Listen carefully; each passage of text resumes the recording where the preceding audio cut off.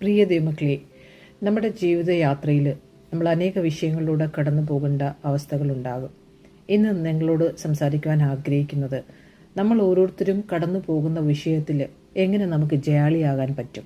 It is very easy. ഈ ഒരു pattern മാത്രമേ ഉള്ളൂ. നിങ്ങൾക്ക് എല്ലാവർക്കും ജയിക്കാൻ പറ്റും. ഇന്ന് നിങ്ങളുടെ ഹൃദയത്തിൽ നിങ്ങൾ നിശ്ചയിച്ചിരിക്കുകയാണോ, എനിക്ക് ഒരിക്കലും ജയിക്കാൻ പറ്റില്ലെന്ന്? നോ, നിങ്ങളത് പറയണം. നോ പറയണം. ഇല്ല, എനിക്ക് ജയിക്കാൻ പറ്റുമെന്ന് പറയണം. 3 പേരുടെ ജീവിതത്തിലൂടെ നമ്മൾ നോക്കുമ്പോൾ ദാനിയേലിന്റെ പുസ്തകം 3-ാം അധ്യായത്തിൽ ശദ്രക്, മേശക്, അബേദ്നെഗോവിനെ നമ്മൾ കാണുന്നുണ്ട്. അവർ യഹൂദന്മാരാണ്. പക്ഷേ മറ്റുള്ളവർക്കൊന്നും ഇവരോട് ഇഷ്ടമില്ല. കാരണം ഇവർക്കുള്ള ക്വാളിറ്റീസ് ഒന്നും മറ്റുള്ളവർക്കില്ല. രാജാവിന് പോലും ദൈവത്തെ നല്ലതായിട്ട് അറിയത്തില്ല. അങ്ങനെ ഇരിക്കുന്നവർക്ക് ഈ ശദ്രക്, മേശക്, അബേദ്നെഗോവിന് നല്ലതായിട്ട് ദൈവത്തെക്കുറിച്ച് അറിയാം. 16-ാമത്തെ വാക്യത്തിൽ വരുമ്പോൾ വളരെ ഹൃദയസ്പർശിയായ ഒരു വാക്യം പറയുന്നുണ്ട്. നിങ്ങളെ എൻ്റെ കയ്യിൽ നിന്ന് വിടുവിക്കാവുന്ന ദേവൻ ആരെന്ന് ചോദിക്കുമ്പോൾ ശദ്രക്, മേശക്, അബേദ്നെഗോവും രാജാവിനോട് പറയുന്നുണ്ട്, നെബൂഖദ്നേസരേ, ഈ കാര്യത്തിൽ ഉത്തരം പറയുവാൻ ആവശ്യമില്ല. കാരണം ഞങ്ങളുടെ ആക്ഷൻ കൊണ്ട് ഞങ്ങൾ കാണിച്ചു തരാം. ഇന്ന് എത്ര വിശ്വാസികൾക്ക് ഇത് പറയാൻ പറ്റും? എത്ര പാസ്റ്റേഴ്സിന് ഇത് പറയാൻ പറ്റും? നമുക്കെല്ലാവർക്കും പറയാൻ എളുപ്പമാണ്. പക്ഷെ നമ്മൾ ആ ടെസ്റ്റിലൂടെ കടന്നു പോകുമ്പോൾ പലരും നമ്മൾ വീണു പോവുകയാണ്. നോ, നിങ്ങൾ വീണു പോകരുത്. നിങ്ങൾക്ക് എഴുന്നേൽക്കാൻ പറ്റും. 5 കന്യകമാരെ പോലെ നിങ്ങൾക്ക് ജയാളിയായിട്ട് മുന്നോട്ട് വരാൻ പറ്റും എന്നുള്ള 100% ഗ്യാരണ്ടിയാണ്. എന്താണ് ശദ്രക്, മേശക്, അബേദ്നെഗോവിന് പറ്റിയ പ്രശ്നം? അവരോട് പറയുകയാണ്, ശദ്രക്കേ, മേശക്കേ, അബേദ്നെഗോവേ, നിങ്ങൾ എൻ്റെ ദാസന്മാരെ സേവിക്കുകയോ ഞാൻ നടത്തിയ സ്വർണബിംബത്തെ നമസ്കരിക്കുകയോ ചെയ്യുന്നില്ല എന്നുള്ളത് നേർ തന്നെയോ? ഇപ്പോൾ കാഹളം, കുഴൽ, തമ്പുരു, കിന്നരം, വീണ, നാഗസ്വരം മുതലായ സകലവിധ വാദ്യനാദവും കേൾക്കുന്ന സമയത്തു നിങ്ങൾ ഞാൻ പ്രതിഷ്ഠിച്ച ബിംബത്തെ വീണു നമസ്കരിപ്പാൻ ഒരുങ്ങിയിരുന്നാൽ നന്ന്. നമസ്കരിക്കാതിരുന്നാലോ ഈ നാഴികയിൽ തന്നെ നിങ്ങളെ എരിയുന്ന തീച്ചൂളയിൽ ഇട്ട് കളയുമെന്ന്. മുകളിലേക്കുള്ള വാക്യങ്ങൾ നമ്മൾ നോക്കുന്നില്ല. ഇനി അവർ കടന്നു പോകുമ്പോഴുള്ള റിസൾട്ടാണ് നോക്കുന്നത്.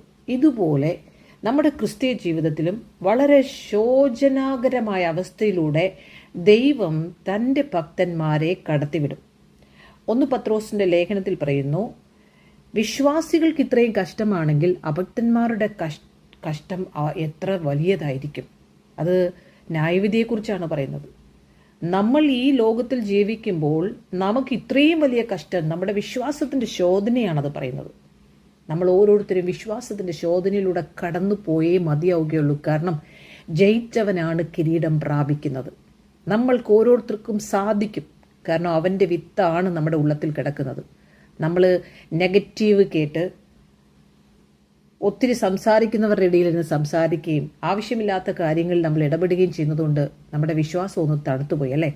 ആ തണുത്തിരിക്കുന്ന വിശ്വാസത്തെ ഇന്നൊന്ന് ആക്റ്റീവ് ചെയ്തേ പറ്റൂ. ഇത് 100% ഈ മെസ്സേജിലൂടെ നിങ്ങളുടെ ആത്മീയ ജീവിതം പുനഃസ്ഥാപിക്കാൻ ദൈവത്തിന് സാധിക്കുമെന്ന് തീർച്ചയായും ഞാൻ വിശ്വസിക്കുകയാണ്. നിങ്ങളും വിശ്വസിച്ചാട്ടെ. Yes or no? Yes, everything is possible. അപ്പോൾ ശദ്രക്, മേശക് അവരോട് പറഞ്ഞുകൊണ്ട്, ഞങ്ങൾ രാജാവിൻ്റെ ദേവന്മാരെ സേവിക്കുകയില്ല, രാജാവ് നിർത്തിയ സ്വർണബിംബത്തെ നമസ്കരിക്കുകയുമില്ല എന്നറിഞ്ഞാലും എന്ന് ഉത്തരം പറഞ്ഞു. എത്ര ബോൾഡോടുകൂടി പറയാൻ പറ്റും? അനേക സഹോദരിമാരെ ഞാൻ കണ്ടിട്ടുണ്ട്, വിശ്വാസത്തിൽ രക്ഷിക്കപ്പെട്ട് സ്നാനപ്പെട്ടിട്ടും ഭർത്താവിനെ പേടിച്ച് വിശ്വാസിയെന്ന് പറയാത്തവർ, മറ്റുള്ളവരെ പേടിച്ച് വിശ്വാസിയെന്ന് പറയാത്തവർ. ഒരിക്കൽ പിതാവ് പറയും, ഞാൻ നിങ്ങളെ അറിയുന്നില്ലെന്ന്. സത്യം അറിഞ്ഞിട്ട് കർത്താവിനെ വീണ്ടും ക്രൂശിക്കുന്നവരുടെ അവസാനം എന്തായിരിക്കുമെന്ന് നമുക്ക് വ്യക്തമായി അറിയാം. അപ്പോൾ നെബൂഖദ്നേസറിന് കോപം മുഴുത്ത്. 19-ാമത്തെ വാക്യം 3-ാം അധ്യായത്തിൻ്റെ ദാനിയേൽ 3:19 വാക്യം. അപ്പോൾ നെബൂഖദ്നേസറിന് കോപം മുഴുത്ത് ശദ്രക്കിൻ്റെയും മേശക്കിൻ്റെയും അബേദ്നെഗോവിൻ്റെയും നേരെ മുഖഭാവം മാറി. നമ്മൾ സത്യം പറയുമ്പോൾ നമുക്ക് ലഭിച്ച ഈ വിശ്വാസത്തിൽ, ഈ നിത്യമായ സന്തോഷത്തിൽ, നമ്മൾ അനുഭവിച്ചുകൊണ്ടിരിക്കുന്ന ഒരു വലിയ ഗ്ലോറിയസ് സന്തോഷത്തിൽ അതിനെ ഒന്ന് ഇളക്കുവാൻ വേണ്ടി ദൈവം നമ്മളെ ഉറപ്പിക്കുവാനായി ചില പ്രശ്നങ്ങൾ നമ്മുടെ ജീവിതത്തിലേക്ക് മറ്റുള്ളവരിലൂടെ ആയിരിക്കും കൊണ്ടുവരുന്നത്. എത്ര പേർക്ക് മനസ്സിലായി? നമ്മൾ വിളിക്കുകയൊന്നും വേണ്ട, ദൈവം നമ്മളെ ഓരോ സ്റ്റെപ്പിലേക്കും കടത്തുവാൻ he will give us test. കാരണം ശോധന ചെയ്തെങ്കിൽ മാത്രമേ നമ്മളെ പെർഫെക്റ്റ് ആക്കാൻ പറ്റൂ. സ്വർണം പ്യൂരിഫൈ ചെയ്യുന്നത് നിങ്ങൾ കണ്ടിട്ടുണ്ട്, എത്ര വലിയ പ്രോസസ്സാണ്. നിങ്ങളത് എന്നോട് ഞാൻ കഴിഞ്ഞ പ്രാവശ്യം നിങ്ങൾക്ക് എല്ലാവർക്കും അയച്ചു തന്നതാണ്. ഒരു മണ്ണിൻ്റെ അടിയിൽ നിന്നും അതിനെ ഫൈൻഡ് ഔട്ട് ചെയ്ത് കുഴിച്ചെടുത്ത് അതിനെ കൊണ്ടുപോയി എത്രയോ കെമിക്കൽസിൽ മിക്സ് ചെയ്ത് അതിനെ മെൽട്ടാക്കി വെള്ളം പോലെയാക്കി ഒഴുക്കിയെടുത്ത് പിന്നെ അതിനെ പ്രോസസ്സിലൂടെ എല്ലാം കഴിഞ്ഞതിന് ശേഷം പിന്നെ തീയിലൂടെ ഒരു പ്രോസസ്സുണ്ട്. അപ്പോഴാണ് പ്യുവറായിട്ട് വരുന്നത്. നമ്മുടെ ജീവിതത്തിൽ ഇത് തന്നെയാണ്. കഴുകൻ ചിറകടിച്ച് ഉയരണമെങ്കിൽ it is not very easy. നമുക്ക് എല്ലാവരുടെയും കൂടി ഇരുന്ന് പാടാനും ആടാനും ചെറിയതായിട്ടൊക്കെ ഇരുന്നാൽ മതിയെന്നാണ് നമ്മുടെ ജഡം പറയുന്നത്. പക്ഷേ കർത്താവ് പറയാണ്, നമ്മുടെ ശരീരം ബലഹീനമാണ്, ആത്മാവ് ഒരുക്കമുള്ളതാണ്. നഷ്ടപ്പെട്ടതിനെ തേടി വന്ന യേശു കർത്താവ്, 99 എണ്ണത്തിനെയും വിറ്റിട്ട് ഒരെണ്ണത്തിനെ തേടി വന്ന കർത്താവ്, ആ കർത്താവിൻ്റെ ആത്മാവാണ് നമ്മുടെ ഉള്ളത്തിൽ വസിക്കുന്നത്. അവനിലൂടെയാണ് നമ്മളെ ദൈവം പുതിയ ജീവൻ തന്നതെങ്കിൽ ആ ജീവശ്വാസത്തിന് ഭയങ്കര വിലയാണ്. കാരണം വി ബിലോങ്സ് ടു ക്രൈസ്റ്റ്. കിങ്ഡമിൻ്റെ മെമ്പർഷിപ്പാണ് നമ്മുടെ ഉള്ളത്തിലുള്ളത്. പരിശുദ്ധാത്മാവിനല്ല മുദ്രയിട്ടിരിക്കുന്നത്. ആ ഒരു ബോൾഡ്നെസ് നമ്മുടെ ഉള്ളത്തിലുണ്ടോ? പഴയ നിയമത്തിലിരിക്കുന്ന ശദ്രക്, മേശക്, അബേദ്നെഗോയുടെ ജീവിതത്തിലൂടെ ഇന്ന് ദൈവത്തിൻ്റെ ആത്മാവ് നമ്മളോട് സംസാരിക്കണം വ്യക്തിപരമായിട്ട്. ഏത് ശൂന്യത ആയിക്കോട്ടെ, നമുക്ക് വീടില്ലാത്തതായിരിക്കാം, വിവാഹം നടക്കാത്തതായിരിക്കാം, എല്ലാവരും കളിയാക്കിയതായിരിക്കാം, നമ്മൾ പറഞ്ഞത് തെറ്റിപ്പോയതായിരിക്കാം, മരിച്ചാൽ മതിയെന്ന അവസ്ഥയിലിരിക്കുന്നതായിരിക്കാം, തെറ്റിദ്ധരിക്കപ്പെട്ടതായിരിക്കാം, എല്ലാം നഷ്ടപ്പെട്ടതായിരിക്കാം, നമ്മൾ ആഗ്രഹിക്കുന്ന രീതിയിൽ നമ്മുടെ ഭർത്താവിനെ കാണാത്തതായിരിക്കാം, ഭർത്താവിൻ്റെ മദ്യപാനമായിരിക്കാം, നമ്മുടെ കുഞ്ഞുങ്ങളുടെ വിഷയമായിരിക്കാം, ജോലി വിഷയമായിരിക്കാം, നമ്മളെ തളർത്തുന്ന അനേക ഒറ്റപ്പെടലിൻ്റെ വിഷയമായിരിക്കാം. പക്ഷേ ഈ രാജാവിനെ പോലെ ചിന്തിച്ചാൽ മതി. ആ വിഷയം, ഇപ്പോൾ കടന്നു പോകുന്ന വിഷയം രാജാവിനെ പോലെ ഒന്ന് ചിന്തിച്ചാൽ അവിടെ ഈ 3 ബാലന്മാരെടുക്കുന്ന തീരുമാനം പോലെ ഓരോ ദൈവമക്കളും ആ തീരുമാനത്തിലേക്ക് കടന്നു വരികയാണെങ്കിൽ ഈസി ആയിട്ട് 100% നമുക്ക് ആ വിഷയത്തിൽ നിന്ന് പുറത്തു വരാൻ സാധിക്കും. എത്ര പേർക്ക് ആമേൻ പറയാൻ പറ്റും? നിങ്ങൾ വിശ്വസിക്കും ഇപ്പോൾ തന്നെ. You can come out from the prison because ദൈവം നിന്നെ സ്വതന്ത്രമാക്കിയെങ്കിൽ ഇനി നീ അടിമനുഖത്തിൽ പെട്ടുപോകരുത്. ഇപ്പോൾ തന്നെ ആ സ്വാതന്ത്ര്യം, ആ കെട്ടിയിരിക്കുന്ന ചങ്ങല അഴിഞ്ഞു മാറട്ടെ യേശുവിൻ്റെ നാമത്തിൽ. Yes, receive it in the name of Jesus Christ. നീ രാജകീയ പുരോഹിത വർഗമാണ്. നീ എപ്പോഴും പ്രാർത്ഥിക്കേണ്ടവളാണ്. നിന്നെ തടഞ്ഞു വെച്ചിരിക്കുന്ന, ബന്ധിച്ചിരിക്കുന്ന ബന്ധനം, നിന്റെ ഹൃദയത്തിൻ്റെ അകത്ത് വെച്ചിരിക്കുന്ന നീ കെട്ടിയ ബന്ധനം, നീ സപ്രസിലേക്ക് പോയത്, ദൈവത്തിൻ്റെ പരിജ്ഞാനത്തിനെതിരായി പോകുന്ന എല്ലാ ഉയർച്ചകളെയും യേശുക്രിസ്തുവിന്റെ അനുസരണത്തെ പിടിച്ചടക്കിപ്പോൾ തന്നെ. യെസ്, ആ ഹൃദയത്തിലിരിക്കുന്ന ആ ഭാരമുണ്ടല്ലോ, പഞ്ഞി നനഞ്ഞാൽ അതുപോലുള്ളൊരു ഹെവിയാണ്, പാറക്കല്ല് വെച്ചതുപോലെയാണ്. എടുത്തുകള യേശുവിൻ്റെ നാമത്തിൽ. കാരണം നീ രാജകീയ പുരോഹിത വർഗമാണ്. നീ ഒന്ന് റിജോയ്സ് ചെയ്തേ. എത്ര നാളെ നീ റിജോയ്സ് ചെയ്തിട്ട്? ആദ്യ സ്നേഹത്തിൽ നീ ഒന്ന് മടങ്ങി വാ. എത്ര പ്രശ്നങ്ങളാണ് നിന്നെ മൂടിയിരിക്കുന്ന മഞ്ഞ് പോലെ അത് ഉരുകിപ്പോകട്ടെ യേശുവിൻ്റെ നാമത്തിൽ. ഒരു ഹിമം നിന്റെ മുകളിലേക്ക് ഇപ്പോൾ ഇറങ്ങിയതിനായി സ്തോത്രം. ഹല്ലേലൂയ. സങ്കീർത്തനത്തിൽ പറയുന്നത് പോലെ അഹിമം പോലെ നിന്റെ ശരീരത്തിലേക്ക് ആ ഗ്ലോറി നിറയട്ടെ. ഹാ ബറാഷിക്കറ ബഹത്തുരി കുലിഖിന്തിരും. സങ്കീർത്തനം 110 3 വാക്യത്തിലാണ് പറയുന്നത്, വിശുദ്ധ അലങ്കാരത്തോടുകൂടി ഉഷസ്സിന്റെ ഉദയത്തിൽ നിന്ന് യുവാക്കളായ മഞ്ഞ് നിനക്ക് വരുന്നു. ഓ ഹല്ലേലൂയ. നീ ഒരു പുരോഹിത വർഗമാണ്. നിന്റെ ഉള്ളത്തിൽ ആ ദൈവത്തിൻ്റെ ആത്മാവ് വസിക്കുന്നുണ്ട്. നിന്റെ ശരീരം ദൈവത്തിൻ്റെ മന്ദിരമാണ്. അവൻ എപ്പോഴും നിനക്ക് വേണ്ടി വാദിച്ചുകൊണ്ടേയിരിക്കും. ഇന്ന് ഈ ശബ്ദം കേൾക്കുന്നുവെങ്കിൽ നിന്റെ ഹൃദയത്തെ കഠിനമാക്കരുത്. ഈ ഒറ്റ മെസ്സേജ് കൊണ്ട് നീ എഴുന്നേൽക്കണം. ഞാൻ ഒറ്റ മെസ്സേജിൽ എഴുന്നേറ്റ ആളാണ്. 17 വർഷമായിട്ട് ശദ്രക്, മേശക്, അബേദ്നെഗോ പോലെ അനേക തീച്ചൂളയുടെ എന്നെ കടത്തിവിട്ടിട്ടുണ്ട്. ഒരു തീച്ചൂളയിലൂടെ പോലും ഞാൻ ജയിക്കാതിരുന്നിട്ടില്ല. സപ്രഷനിലൂടെ പോവും. 4 സൈഡിൽ കൂടെ സമ്മർദ്ദം വരും. ശരീരത്തിലെ സമ്മർദ്ദം, പുറത്തുനിന്നുള്ള സമ്മർദ്ദം, വീട്ടിൻ്റെ അകത്ത് സമ്മർദ്ദം, മിനിസ്ട്രിയിലുള്ള സമ്മർദ്ദം, എല്ലാം കൂടി ഒരുമിച്ച് വരുന്ന സമയങ്ങളുണ്ട്. നമ്മളങ്ങ് ഭൂമി തുളന്ന് താഴേക്ക് പോയിരുന്നെങ്കിൽ എല്ലാവരിൽ നിന്നും മിണ്ടാതാകുന്നൊരവസ്ഥയുണ്ട്. പലരും ഇന്ന് മിണ്ടാതിരിക്കുന്നു. ഞാൻ അവരോട് ചോദിക്കുന്നത്, ദൈവം ദർശനം തന്നിട്ട് ദൈവത്തിൻ്റെ വേല ചെയ്യുമ്പോൾ വരുന്ന സപ്രഷനാണോ, അതോ നിങ്ങളുടെ ഭൗതികമായ നിങ്ങൾ ചുമ്മാതെ ഇരുന്നിട്ട് ബോണഗീനാന്ന് പറഞ്ഞിട്ട് അനുഭവിക്കുന്ന ദൈവ പ്രശ്നങ്ങളാണോ, നിങ്ങളുടെ പ്രശ്നങ്ങളാണോ? ദൈവഹിതപ്രകാരമുള്ള കഷ്ടങ്ങൾ നമ്മളെ മാനസാന്തരത്തിലേക്ക് കൊണ്ട് കുറച്ചുകൂടെ ദൈവത്തോട് അടുപ്പിക്കും. ദൈവമക്കളെ, നമ്മൾ കൊണ്ടുവരുന്ന പ്രശ്നങ്ങൾ, നമ്മൾ ചിന്തിച്ചു കൂട്ടുന്നത് നമ്മളെ ദൈവത്തിൽ നിന്ന് അകറ്റിക്കൊണ്ടുപോകും. ദൈവ സാന്നിധ്യം നഷ്ടപ്പെടുത്തും. ഇന്ന് നിങ്ങൾ പുറത്തു വരണം. Yes, everything is possible. അപ്പോൾ 19 വാക്യത്തിൽ അവർക്ക് ഇതുപോലെയുള്ള അനുസരിക്കാത്തവർക്കൊക്കെ തീച്ചൂളയുടെ അനുഭവത്തിലൂടെ പോകേണ്ടി വരും. നമ്മളെ ദൈവം ടെസ്റ്റ് ചെയ്യും. ഈ ഭൂമിയിൽ പ്രശ്നങ്ങളെ അതിനെ നമ്മൾ അനുകരിച്ചങ്ങ് അഡ്ജസ്റ്റ്മെൻറ്റിൽ പോവുകയാണോ, അത് ദൈവത്തിൻ്റെ ഇഷ്ടത്തിലേക്ക് നമ്മൾ ആ ഗ്ലോറിയിൽ നിന്ന് ഗ്ലോറിയിലേക്ക് ഓരോ സ്റ്റെപ്പിലേക്കും അവൻ്റെ ഇഷ്ടത്തിൽ പ്രകാരം നമ്മൾ വളരുകയാണോ എന്ന് ദൈവം നോക്കും. അപ്പോൾ നമ്മുടെ ജീവിതത്തിൽ ചില തീച്ചൂളയുടെ അനുഭവത്തിലൂടെ കൊണ്ടുപോകും. ഒരു ഭക്തരുടെ ജീവിതത്തിലാണെങ്കിൽ, ഒരു തിരഞ്ഞെടുക്കപ്പെട്ട ജീവിതത്തിലാണെങ്കിൽ, എന്നെ കേട്ടുകൊണ്ടിരിക്കുന്ന നിങ്ങളുടെ ജീവിതത്തിൽ തിരഞ്ഞെടുക്കപ്പെട്ടവരായ നമ്മളോട് പറയാണ്, നമ്മുടെ ജീവിതത്തിൽ × 7 ആയിരിക്കും ഈ പ്രശ്നം കൂടുന്നത്. ഹല്ലേലൂയ. ആ പ്രശ്നം കൂടുമ്പോൾ ദൈവം മിണ്ടാതിരിക്കത്തില്ല. അത്യുന്നതനായൊരു ദൈവത്തിൻ്റെ കരം നമ്മളെ നോക്കിക്കൊണ്ടിരിക്കുന്നുണ്ട്. അതിന് നേരെ മുഖഭാവം രാജാവിൻ്റെ മാറിക്കഴിഞ്ഞപ്പോൾ നമ്മളോട്, ഈ ലോകത്തിലെ മനുഷ്യർക്ക് നമ്മളോട് വൈരാഗ്യം കൂടുകയാണ്. അവർക്ക് സഹിക്കാൻ പറ്റത്തില്ല. നേരത്തെ ഉള്ളതിനേക്കാട്ടിലും പ്രശ്നങ്ങൾ നമുക്കെതിരായിട്ട് അവരുണ്ടാക്കും, നമുക്കെതിരായി സംസാരിക്കും, നമുക്കെതിരായി കൂട്ടമായി അവർ പറയും. പക്ഷെ നീ ഭയപ്പെടണ്ട. നീ വിശ്വസിച്ചതിൽ അതിന് ഉത്തരം പറയാൻ ആവശ്യമില്ല. 16 വാക്യം പറയുന്നത് പോലെ അവർ ബോൾഡായിട്ട് നിൽക്കുകയാണ്. അവർ ഒരു മിനിറ്റ് പോലും ചഞ്ചലപ്പെടുന്നതായിട്ട് നമ്മൾ കാണുന്നില്ല. ആ രാജ്യത്തിലെ രാജാവും സൈന്യങ്ങളും മുഴുവനും ഈ 3 ബാലന്മാർക്കെതിരാണ്. നിങ്ങളൊന്ന് ഓർത്തു, കാരണം ഇവർ യഹൂദന്മാരായതുകൊണ്ട്. ഹാമാന്റെ ഭാര്യ പറഞ്ഞതുപോലെ, ആ മൊർദെഖായി യഹൂദന്റെ വിത്താണെങ്കിൽ നീ ഒരിക്കലും ഹാമാനെ അവനെ ജയിക്കത്തില്ലെന്ന്. കാരണം ആ വിശ്വാസം നമ്മളിലും ഉണ്ടായിരിക്കണം. വിശ്വാസം കേൾവിയാലും കേൾവി ക്രിസ്തുവിൻ്റെ വചനത്താലും വരുമെന്നാണ്. ആ വിശ്വാസം ഒന്ന് വർദ്ധിക്കട്ടെ. ആത്മീയമായി വർധനമുള്ളവരുടെ കൂടെ ചേർന്ന് നിങ്ങൾ നടന്നാട്ടെ. ബലഹീനരായവരോട് കൂടെ നടക്കുമ്പോൾ അവർ ഈ ലോ ബേസിലിരുന്ന് സംസാരിക്കും. നിങ്ങളും അവരോട് ചേർന്നിരിക്കുക ഇഷ്ടപ്പെടും. കാരണം നിങ്ങൾ പിന്നെ വളരത്തില്ല. അങ്ങനെ മതിയെന്ന് വിചാരിക്കും. പക്ഷേ എത്രമാത്രം നീ തീച്ചൂളിലൂടെ പോകുന്നോ, ആ രാജ്യം മുഴുവൻ, ആ രാജാവ് മുഴുവനും നിന്റെ ദൈവത്തെ സേവിക്കാൻ ഇടയാവും നിന്നിലൂടെ. നീ ഇപ്പോൾ സപ്രഷനിലൂടെ പോകുന്ന, നിന്നെ കടത്തിക്കൊണ്ടുപോകുന്ന ചില ചുറ്റിപ്പറ്റിയുള്ള വ്യക്തികളൊക്കെ ഉള്ളൂ നീ ഭാരപ്പെടുന്നത്, അവരെല്ലാം ദൈവത്തെ സ്തുതിക്കുവാൻ ഇടയാകും. Yes or no? ആമേൻ പറ. 22 വാക്യത്തിൽ 21 വാക്യത്തിൽ നമ്മൾ കാണുന്നു, അവരെ തീച്ചൂളയിലിടുകയാണ്. പതിവായി ചൂട് പിടിപ്പിക്കുന്നതിനേക്കാളും 7 മടങ്ങ് ചൂട് പിടിപ്പിക്കാൻ രാജാവ് കൽപ്പിക്കുക 19 വാക്യത്തിൻ്റെ അവസാന വാക്യത്തിൽ. പക്ഷേ 21 വാക്യത്തിൽ നമ്മൾ കാണുന്നു, അവരെ എരിയുന്ന തീച്ചൂളയിൽ ഇട്ട് കളഞ്ഞു. അവരെ ബന്ധിച്ച് അവരുടെ കൈകാലുകളെ കെട്ടിയാണ് അവരെ തീച്ചൂളയിൽ ഇട്ടതെന്ന് 23 വാക്യത്തിൽ കാണുന്നു.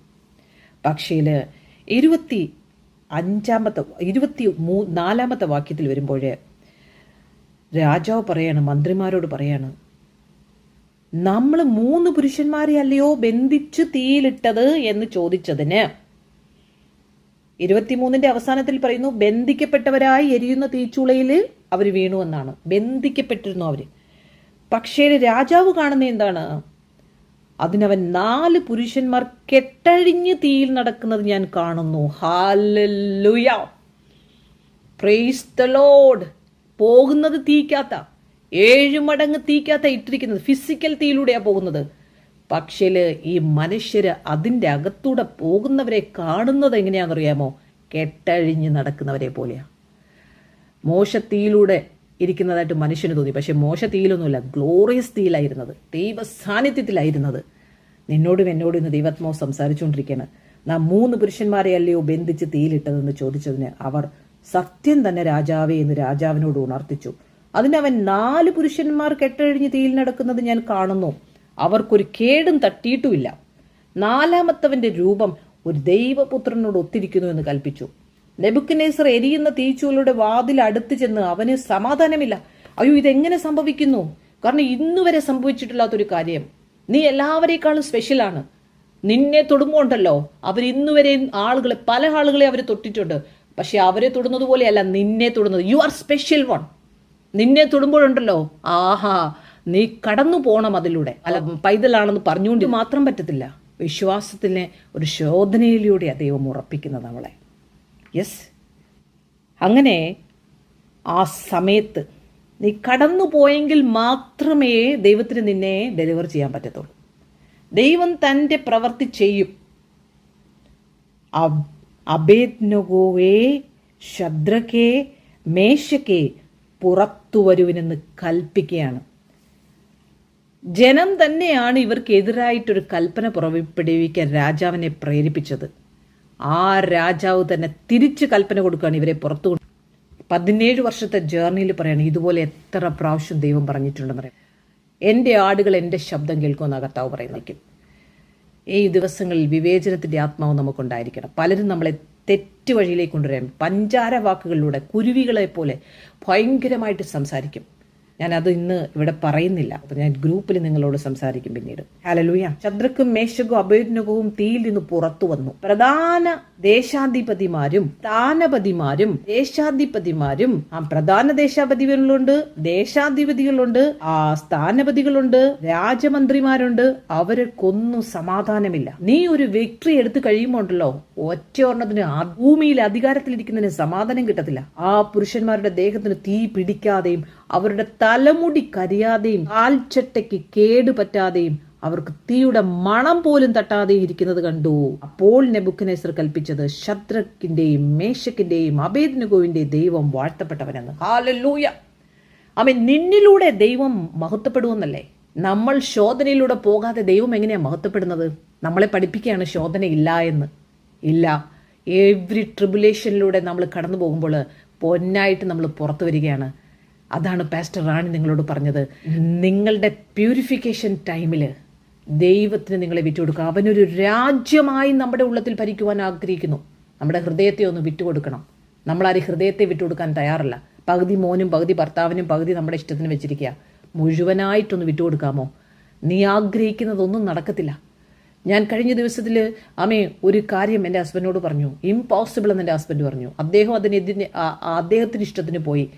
ഞാൻ ഒരു രാത്രിയിൽ വിഷമിച്ചിരുന്നു. കർത്താവിനോട് പറഞ്ഞു, കർത്താവേ, ഹല്ലേലൂയ, അത് ദൈവഹിതമല്ലല്ലോ കർത്താവേ ആ വഴിയെന്നു. പക്ഷേ പിറ്റേ ദിവസം വൈകിട്ട് ഞാൻ അറിയുന്നു. ഞാൻ പിറ്റേ ദിവസം രാവിലെ 1-ാം തീയതിയാണല്ലോ ജൂലൈ. ഞാൻ ദൈവത്തിൻ്റെ ആത്മാവിനോട് പറഞ്ഞു, എൻ്റെ മനസ്സിൽ നീ നോർമലാകുന്നുള്ള ആ ഒരു പാട്ടിലൂടെ എന്നോട് ഇടപെട്ടു.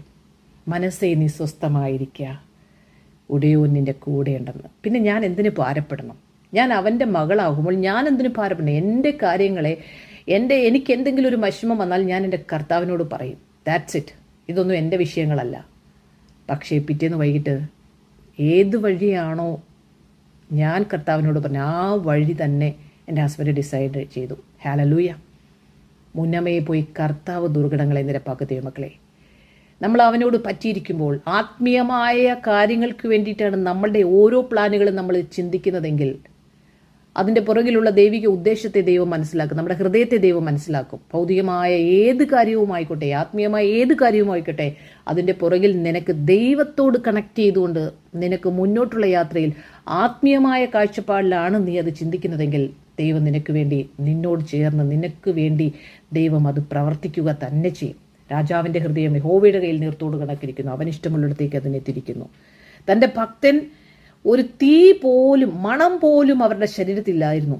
തങ്കൽ ആശ്രയിക്കുകയും സ്വന്തം ദൈവത്തെ അല്ലാതെ വേറൊരു ദൈവത്തെയും സേവിക്കുകയോ നമസ്കരിക്കുകയോ ചെയ്യാതിരിക്കത്തക്കവണ്ണം രാജകൽപ്പന കൂടെ മറുത്ത് തങ്ങളുടെ ദേഹത്തെ ഏൽപ്പിച്ചു കൊടുക്കുകയും ചെയ്ത തൻ്റെ ദാസന്മാരെ അവൻ സ്വദൂതനെ അയച്ച് വിടുവിച്ചിരിക്കുന്നുവല്ലോ എന്ന് രാജാവ് പറയാണ്.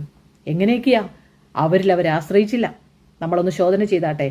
സ്വന്തം ദൈവത്തെ തന്നെ അവര് സേവിച്ചത്. ഹല്ലേലൂയ. മറ്റൊരു ദൈവത്തെ അവർ സേവിച്ചില്ലെന്ന്. ദൈവത്തെ വിറ്റിട്ട് അവരുടെ ദേഹത്തെ അവർ വിറ്റുകൊടുത്തു എന്ന് ദൈവത്തിന്. ആ ദൈവം തൻ്റെ സ്വദൂതനെ അയച്ച് വിടുവിച്ചുവല്ലോ എന്ന്. പലരും പറയും ഇത് ദൈവം യേശു കർത്താവാണെന്ന് പറയും. ഹൗഎവർ ഇറ്റ് ഈസ്, ദൈവം തൻ്റെ ഭക്തനെ വിശ്വസ്തൻ അഗ്നിയിലൂടെ കടന്നു പോകേണ്ടി വന്നാലും ദൈവം അവരെ ഒരിക്കലും ഉപേക്ഷിക്കില്ലെന്നാണ് നമ്മൾ അതിലൂടെ കാണേണ്ടത്. അഗ്നിച്ചൂളയിൽ ഉണ്ടായിരുന്നത് ദൈവം അയച്ച ദൂതനാണെന്ന് വചനം വ്യക്തമാക്കുന്നുണ്ട്. മറ്റു ചിലർ വ്യാഖ്യാനിക്കുന്നത് ക്രിസ്തുവിൻ്റെ മുൻ പ്രത്യക്ഷതയായി കാണുന്ന അതിനെക്കുറിച്ച് പറയുന്നു. എന്നാൽ ഈ അധ്യായത്തിൽ പ്രധാന സന്ദേശം ആരെന്നുള്ളതല്ല, ദൈവം തൻ്റെ വിശ്വസ്തരായ ദാസനെ ദാസി ഒരിക്കലും ഉപേക്ഷിക്കുകയില്ലെന്നും അവർ അഗ്നിയിലൂടെ കടന്നു പോയാലും അവൻ അവരുടെ കൂടെയുണ്ടെന്നും അവരെ വിടുവിക്കുകയും ചെയ്യുമെന്നുള്ളതാണ് ഈ അഗ്നി പരീക്ഷയിലൂടെ ദൈവം നമ്മളോട് പറയുന്നത്. അഗ്നി പരീക്ഷകൾ ദൈവം നമ്മുടെ ജീവിതത്തിൽ കൊണ്ടുവരും. എന്നാൽ ദൈവത്തിന്റെ മക്കൾ ഒരിക്കലും ഒറ്റയ്ക്കല്ല. Yes or no? ദൈവം തന്റെ സാന്നിധ്യത്തിലോ തന്റെ ദൂതന്മാരിലൂടെയോ തന്റെ ശക്തിയിലൂടെയോ തന്റെ ജനത്തിലൂടെയൊക്കെ ദൈവം പ്രവർത്തിച്ചുകൊണ്ടേയിരിക്കുകയാണ്. നമ്മൾ ദൈവത്തോട് ചേർന്നിരിക്കുക. ദൈവം തന്റെ പ്രവൃത്തി ചെയ്യുമെന്ന് നിശ്ചയമാണ്. ഹല്ലേലൂയ. അവിടെ 29 വാക്യത്തിന്റെ അവസാനത്തിൽ പറയും, ദൈവത്തിന് വിരോധമായി വല്ല തെറ്റും പറഞ്ഞാൽ അവരെ കഷ്ണം കഷ്ണമായി ശകലിക്കുകയും അവന്റെ വീട് കുപ്പക്കുന്നാക്കുകയും ചെയ്യുമെന്ന് ഞാൻ ഒരു വിധി കൽപ്പിക്കുന്നു. നോക്കിക്കേ, ഇതുപോലെ തന്നെയാണ് എസ്തേറിന്റെ അവിടെയും സംഭവിച്ചത്. വിധി തിരിച്ചെഴുതാനിടയായി, നിന്നെ മുദ്രമുദ്രമാക്കുന്ന ഒരു സമയം. പിന്നെ രാജാവ് ശദ്രക്കിനും മേശക്കിനും അബേദ്നെഗോവിന് ബാബേൽ സംസ്ഥാനത്ത് സ്ഥാനമാനങ്ങൾ കൽപ്പിച്ചു കൊടുത്തു എന്ന്. ഹല്ലേലൂയ. ദൈവവേദലേ, ആ തീച്ചൂരിലൂടെ പോയെങ്കിൽ മാത്രമേ ദൈവത്തിന് നിന്നെ അപ്ഗ്രേഡ് ചെയ്യാൻ പറ്റൂ, നിന്നെ അപ്ലിഫ്റ്റ് ചെയ്യാൻ പറ്റൂ. അല്ലെങ്കിൽ നീ കിടക്കുന്നിടത്ത് തന്നെ കിടക്കും. ഈ സന്ദേശത്തിലൂടെ ദൈവാത്മാവ് എന്നോട് സംസാരിച്ചെന്ന് പറയുന്ന എത്ര പേരുണ്ട്? ഹല്ലേലൂയ. നമ്മളെ ഓരോരുത്തരെയും തീച്ചൂരിലൂടെ കടത്തിവിടുമ്പോൾ ദൈവം തൻ്റെ ഹൃദയത്തിൽ ആഗ്രഹിക്കുന്നത് നീ ആ ടെസ്റ്റിൽ ജയിക്കണമെന്നാണ്. അഗ്നിച്ചൂളയിൽ നടന്നത് ആമേൻ, ആ ദൈവത്തിൻ്റെ ദൂതൻ അവരോട് കൂടെ ഇറങ്ങണമെങ്കിൽ അവരെ ആ ദൈവത്തിൽ ട്രസ്റ്റ് ചെയ്തതുകൊണ്ടാണ്. നമ്മുടെ ഹൃദയം അവനോട് ചേർന്നിരിക്കട്ടെ. അവൻ എന്നോട് പറ്റിയിരിക്കൽ ഞാൻ അവനെ വിടുവിക്കും, അവൻ എൻ്റെ നാമത്തെ അറിയാൽ ഞാൻ അവനെ ഉയർത്തും. നമ്മൾ ഈ ലോകത്തിലെ ഒരു വിഗ്രഹത്തിൻ്റെ മുമ്പിൽ മുട്ടുകുത്തരുത്. വിഗ്രഹങ്ങൾ ചിലപ്പോൾ നമ്മുടെ സ്വത്താകാം, മക്കളാകാം, ഭർത്താവാകാം, സഭയാകാം, പാസ്റ്ററാകാം, പ്രാർത്ഥിക്കുന്നവരാകാം, ദൂത് പറയുന്നവരാകാം, എന്നും കാണുന്ന എന്തെങ്കിലുമൊക്കെ ആകാം. അതിലൊന്നും നിങ്ങൾ ആശ്രയിക്കരുത്.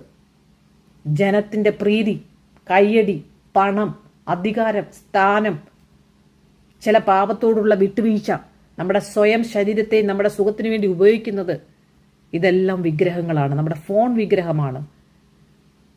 നമ്മുടെ എക്സ്പെക്റ്റേഷൻ ഉണ്ടല്ലോ മക്കളെക്കുറിച്ച്, അതൊരു വിഗ്രഹമാണ്. എല്ലാം ദൈവത്തെ സമർപ്പിക്കുക.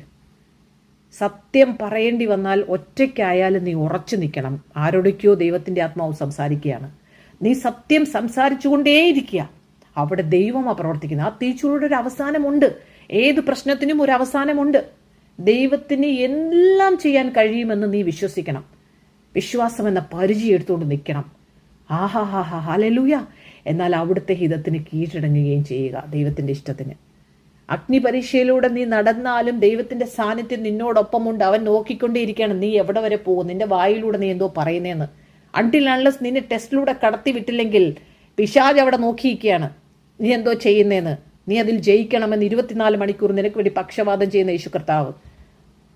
നിങ്ങളുടെ വിശ്വാസം മറ്റുള്ളവർക്ക് ക്രിസ്തുവിനെ അറിയാനുള്ളൊരു വഴിയാണ്. നിന്റെ ടെസ്റ്റ് മണി അനേകർക്കുള്ളതാണ്.